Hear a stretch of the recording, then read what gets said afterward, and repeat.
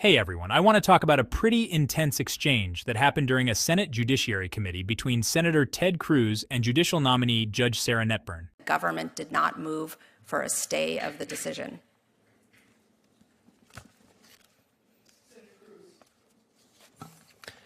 Well, Judge Netburn, I'm going to continue on this line of questioning.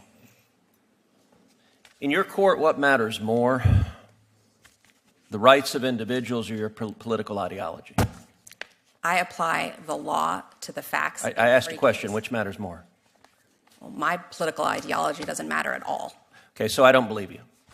And I think this case demonstrates that you are willing to subjugate the rights of individuals to satisfy your political ideology. This case involves a male defendant who raped a 9-year-old boy. Was he guilty of that? Yes, the petitioner pled guilty to that. Okay, so he raped a 9-year-old boy. He also raped a 17-year-old girl. Was he guilty of that? He pled guilty. The petitioner pled guilty to that crime as well. So was he guilty? I hope so, because she pled guilty to it. He was a he when he did this. That's correct. And also criminal deviant conduct, which the record doesn't disclose what that was exactly. Then, after serving in prison, Mr. McClain was released for parole, but then violated the terms of parole by having internet and was sent back to prison. 1 year after being released again, he was convicted of having child pornography. Is that correct? I'm unclear on exactly the time frame that you're at, but the petitioner was convicted of distributing child pornography. So here's the setup.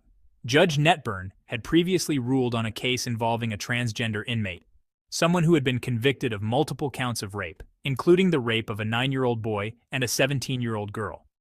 After serving time, this individual was released, then reincarcerated for violating parole, and later convicted again for distributing child pornography. At some point, the individual began identifying as a woman. The judge was tasked with ruling on whether this person should be housed in a women's prison, something the Bureau of Prisons allegedly objected to, citing concerns about safety and trauma to the female inmates. Pornography. Child pornography that was images of adults violently raping children. Abhorrent conduct. Okay. For which there are real victims. And this individual, 6'2", biologically a man. A minute ago you said that when this man decided that he was a she, you said this individual was, quote, I wrote it down, sober and entirely a female. That phrase struck me as remarkable. Did this individual have male genitalia? I think what I said, or at least what that is a verbatim quote, entirely a female. Sorry, what I meant to say was hormonally a female. Okay, but that's not entirely. Did this individual have male genitalia? Yes. So you took a 6'2" serial rapist, serial child rapist with male genitalia, and he said, you know, I'd like to be in a women's prison. And your answer was, that sounds great to me. Let me ask you something. The other women in that prison, do they have any rights? Senator Cruz did not hold back. He pressed Judge Netburn hard on what he viewed as a prioritization of political ideology over the safety and rights of female inmates. He repeatedly asked the judge whether the other women in that prison had the right not to be housed with someone who had committed such violent crimes, someone he described as a 6'2" man with male genitalia and a record of serial child rape. Is that a question you're asking me? Yes, the other women in that prison, do they have any rights? Of course. Do they have the right not to have a 6'2" man who is a repeat serial rapist put in as their cellmate?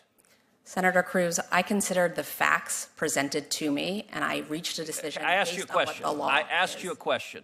Do they have a right not to have a 6'2" man who is a serial rapist put in as their cellmate? Do those women have a right to that? Every person who's incarcerated has the right to be safe in their space. But you didn't think so. You didn't think so.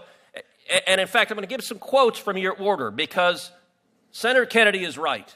This is not a judge's order. This is a political activist. By the way, the beginning of your order says, at birth, people are typically assigned a gender. I got to say that would astonish a lot of Americans. A lot of Americans think you go to the hospital, a baby is born, and congratulations, you have a little boy, a little girl. The assigned gender, I know you went to Brown, but it sounds like it's in a college faculty lounge with no bearing on reality. The Bureau of Prison argued what I'm saying right now, that if you put this person in a female prison, there will be a risk of sexual assault to the women. And you know what you did? You said you didn't care about the women. I'm going to quote what you wrote. You wrote, quote, "The Bureau of Prisons claim penological interest in protecting female prisoners from sexual violence and trauma. This interest is legitimate," that's kind of you to say, "but there are no signs that petitioner is at risk of reoffending." Cruz argued that the judge's decision to permit the transfer wasn't based on law, but on progressive ideology, what he called the mindset of a college faculty lounge. His position was clear in his view. Allowing this individual into a women's facility put other inmates at risk and reflected a disregard for the actual victims involved. The record is devoid of evidence of incidents of violence or assault during petitioner's incarceration when she was the perpetrator, only the victim. A theoretical risk of sexual assault by the prisoner without more cannot support the BOP's position. No evidence, theoretical. Have you dealt in what universe is someone who is a serial repeat child rapist not at a risk of reoffending? Senator, as I do in every case. I know you've been told to repeat the line, "I follow the law." I asked a question. In what universe is someone who is a serial repeat child rapist not at risk of reoffending? Judge Netburn, for her part, remained stuck to her framing, that she applied the law to the facts and evaluated all the evidence presented. She explained that she took into account the assessments of prison wardens, the behavior of the individual while incarcerated, and the lack of evidence of reoffending during that period. Sir, I looked at the facts that were before me in this case. All of the evidence, including the statements of every warden who had supervised this petitioner. You also wrote, "The BOP also posits that permitting petitioner to live among women will be traumatizing and possibly dangerous to them. This concern is overblown." I have to say, if I were the father of one of those women, and you decided that my daughter's cellmate was going to be a 6'2" man who over and over and over again committed violent sexual assault, I would say the entire justice system is absurd, and it is clear on your record your political ideology matters a heck of a lot more than the rights of those women that you endangered. I think you're a radical, and I think you have no business being a judge. When asked directly whether the female inmates had the right to not be housed with a convicted male rapist, she emphasized that every incarcerated person has the right to safety, but she didn't explicitly answer whether that included protection from being housed with a transgender inmate convicted of violent crimes. Judge Netburn, there was an opportunity during your exchange with Senator Cruz that you were attempting to offer a response relative to the conditions under which this petitioner was unsafe in the facilities in which she was being held. I'd like to offer you the opportunity to finish that response. So the facts that were presented to me and what I relied on to make my decision were that the petitioner had engaged in no violence, no physical violence, no acts of sexual violence whatsoever while in custody. All three wardens who supervised the petitioner requested that she be transferred to a women's facility because of her serious medical needs. In addition, the Bureau of Prisons' longtime medical provider testified at a 2-day hearing in my courtroom and recommended that the petitioner be transferred because of her serious medical needs. And the last thing I'll say is that the Transgender Executive Council, which is the body that makes decisions on behalf of transgender transfer requests within the Bureau of Prisons, never said that the petitioner could not be transferred, and never, ever said that she couldn't be transferred because of any risk of violence. What the Transgender Executive Council repeatedly said in denying the request was simply that she needed to maintain her hormone levels. What Cruz was really doing here was making a broader argument about the direction of the judicial system under the Biden administration. His concern, clearly, is that ideology is overtaking impartiality.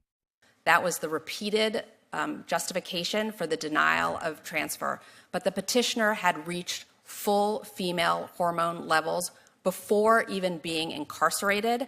At the time, the district judge in Indiana who sentenced the petitioner requested that she be placed in a women's facility. Her hormones were entirely female at that point, and so the decision by the Transgender Executive Council to deny the transfer request based on this idea that it was only because her hormones needed to be consistent and stabilized, I found was a pretext, but they never once said she cannot be transferred because of violence. It was always based on this idea that our hormones had to be. Thank you, Judge Netburn. Senator Padilla. Judge Netburn, that's Senator directly contrary to what your report you all says. have That is had directly all. contrary. No. We're going to follow up, and that's how it works. There is not. That is exactly how it works. Look, If you follow up, you didn't get extra time, and she just directly contradicted her own report. I'm just going to read her own words because it's exactly the opposite of what she said. Your own report. Senators, I gave both of you more time to finish your line of questioning. I allowed the witness to finish her. I allowed the witness to finish her response. I allowed the witness to finish her response. That is, okay, I understand that you're scared of the facts. I have Senator Padilla. Madam Chair, she has an obligation to explain why she directly contradicted what she wrote in her report. She says in her report, the Bureau of Prisons' claimed penological interest is in protecting female prisoners from sexual violence and trauma. She just told you the Bureau of Prisons didn't say there was a concern about sexual violence and trauma. Those are directly contradictory, and why are you contradicting what you wrote in your report? And what are you trying to hide? I believe I have the floor. No, wait, point of order. Senator Padilla. Senator Padilla. Are you going to let her answer that question? Senator or you Padilla. don't want her to answer that question? Senator You're Padilla. afraid? Very much, Madam Chair. Senator Are you Padilla. afraid of the answer to This that? is no cover-up. Are you Senator afraid Padilla. of the answer to that question? Senator Padilla. So yes, My you are time. afraid of the answer to that question. Senator Padilla. Please hold Clearly, my you're time. afraid of the answer to that question. This is Thank you. absurd.